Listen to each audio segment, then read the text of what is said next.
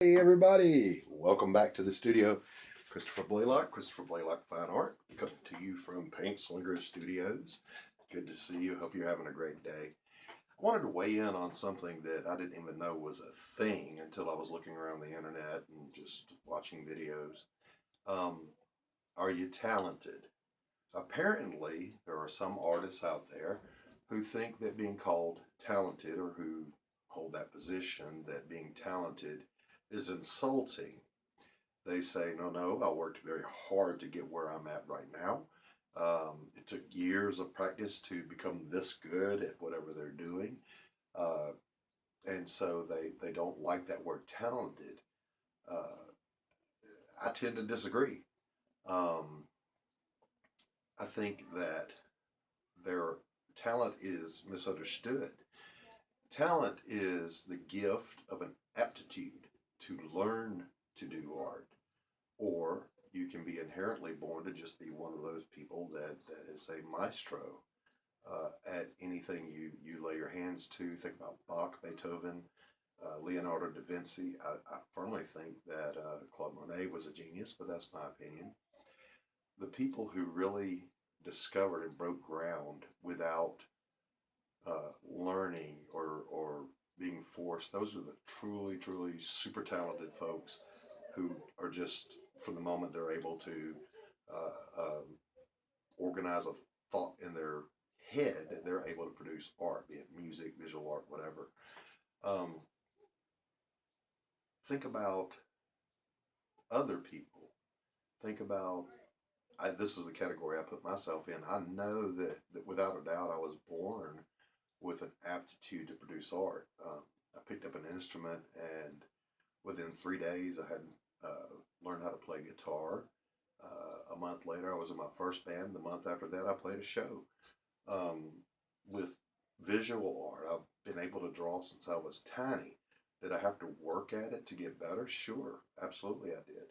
I think there was a time when Da Vinci, had he had the big jumbo crayons from kindergarten, would have just drawn stick figures with those, not the anatomical drawings he did later. But there are some people who are tone deaf. They can't play a musical instrument no matter what you do with them. Uh, there are those who can produce visual art easier than others. There are some who can never produce anything. Uh, so that kind of comes back to the whole subjective versus objective argument. Is all art subjective? Beauty is in the eye of the beholder. Or is it objective? A thing is defined by what it is, and there is no exception to that. Well, let's think about it for just a moment. If all art is subjective, then anything can be art, and there are no artists. If I cut my grass and all art is subjective, then that's art. If I don't cut it, that's art. If, however, producing art requires an innate ability or a learned ability based on an aptitude that you have to produce that elicits a response that you desired, then you're producing art. If, on the other hand, if all art is objective, that means there's that hard definition of what art really is, then we run the risk of being told, well, no, you don't do art because you don't fit this definition that someone else defined. Monet, Renoir, Cezanne, Van Gogh, Toulouse-Lautrec, Pissarro, all these people, Morissette, they would have been, or is it Morissette? I forget. Um, all of these people would have been told they're not artists by the definition in use at that time in the mainstream from the classical schools of art. So we have to then say that art is both subjective and objective. There must be some parameters somewhere, but we also have to say that within those parameters, we like what we like.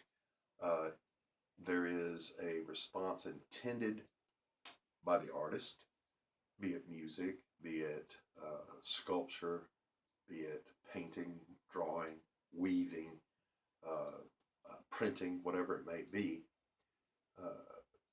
The artist intended to elicit a particular response from the viewer or listener, or a tactile response. and they succeed in doing that. I think perhaps that may be the closest way to say, okay, that's art. Even calligraphy, which is nothing more than beautiful handwriting, is an art. Some people can do it, some people can't. Some people practice a lot and they become very good at it.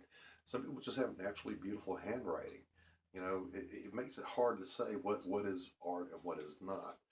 But I think that it may be easier perhaps to say, and let me know in the comments what you think, because I'd really like to know.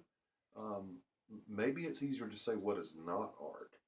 Certainly, there are examples of things in modern art that I do not consider to be art. I don't think a crucifix and urine is art. I don't think someone taking a pee or a dump on the floor is art, or poop itself, as I saw in one video.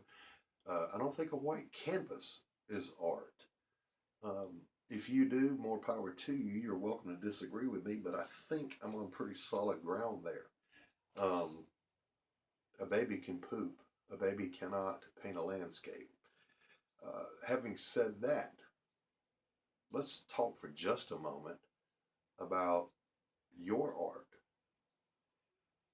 Do you have a niche? Do you have a style that you identify with, that you label yourself with? I am an impressionist. Uh, I am the world's best gonzo impressionist because I'm the only one. I invented it. I hope there are others, and I hope someone can supplant me from that. If you want to know about that, I'll do another video. Let me know. Gonzo Impressionism, briefly defined, is Impressionism turned up to 11. But it's well into spring now, and it's cold. It was 40 degrees this morning. That's ridiculous. I'm in the deep south. It should be warm. I should be outside painting.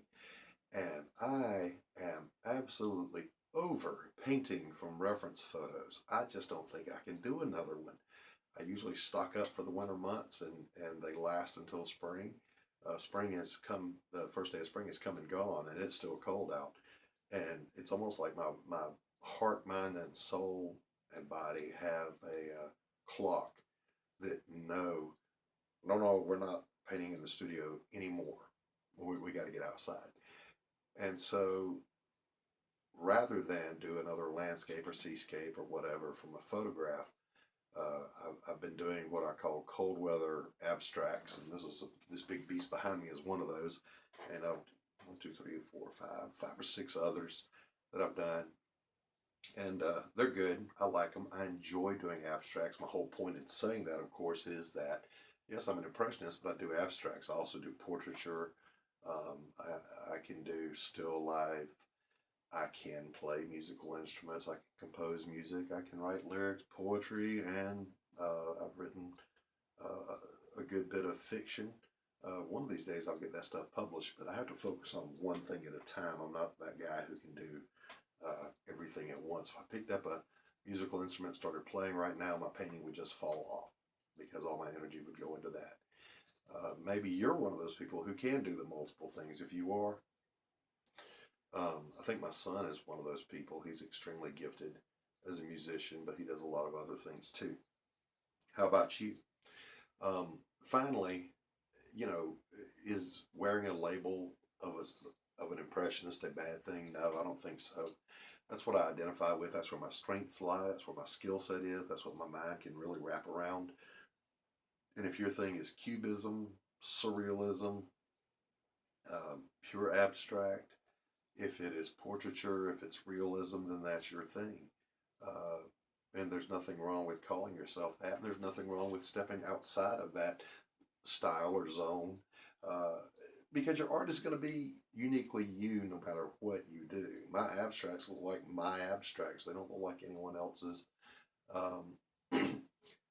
Just as my impressionism looks like mine and no one else's, so your artwork will always look like your artwork, no matter what genre or style you endeavor to go into. So just some food for thought on a cloudy, miserable, cold Monday. I hope you enjoy this. If so, click the subscribe button. It's down there. It's I don't know what it is on a phone, but on a computer I know it's down here. And there's a little bell next to it. Ring that bell. Leave me a comment. And I hope you have a great day. Remember, 3 things: make art, show it to people, be nice.